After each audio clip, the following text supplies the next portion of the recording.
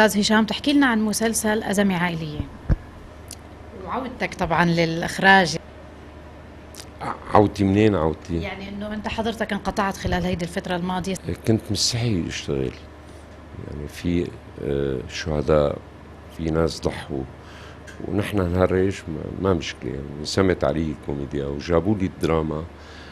الدراما كل شيء قريته هو يعني لا يحقق نسبة 1% من الألم اللي نحن عايشينه، فبلاها ما بدي اياها. هذا السبب. هلا بتقولي ليه رجعت؟ رجعت لأنه شفت بزور النص حكمة في معالجة الفكر والفكر الآخر. يعني أنا في مقولة بقلب النص بتقول: يلعن الزمن اللي خلى عمي رباني وربى الشباب الضيعة يصير عدوي بسبب الأزمة، بغض النظر عن أفكاره. فرجعت، وفي هذا الحس اللي أنا بقدر بلعب فيه، يعني ملعبي، يعني بقدر بلعب فيه. هذا السبب. حاليا الجمهور ناطر إنه هشام شربتجي هو مخرج هيدا العمل، فناطر يشوف شيء كتير مهم. أنت شو بتوعد الناس؟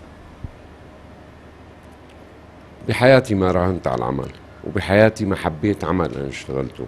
دائما أنت بتغمضي عيونك بتصيري أشطر من سلفادور دالي بالرسم. تمسكي الريشة، آه، ممكن ما تجاوبك، ممكن الظرف العام، ممكن الألوان، ممكن هذه الفكرة ما تتحقق على ورق.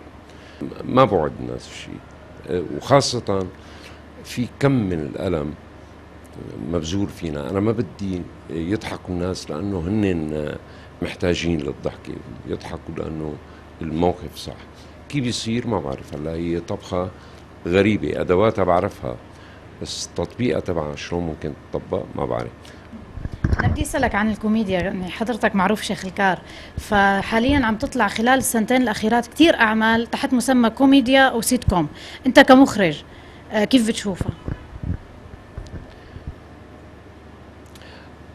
أحلى حلقة بأزمة عائلية، واسم مؤقت ما بعرف شو بتسميه أو نتفق على تسميته، هي حلقة بطل العمل بيقع على راسه فبينسى 5 سنوات. نسيان ما بدي يتفرج. كوميديا في أعمال درامية في شيء بيلفت النظر، أما بالكوميديا لا بدي أشوف ولا بدي أسمع ولا بدي أرجع أشوف. مش لأنه أنا أعمالي منيحة بالكوميديا يسموني الشيخ الكار بالكوميديا، لا، أنا بالدراما بحبها أكتر، وأنا متميز بالدراما أكتر. بس جهات الإنتاجية بيقولوا إني والله هشام مضمون، أعطوه نص افتتاحية جريدة سياسية بيعملها، لا بيعملها كوميديا.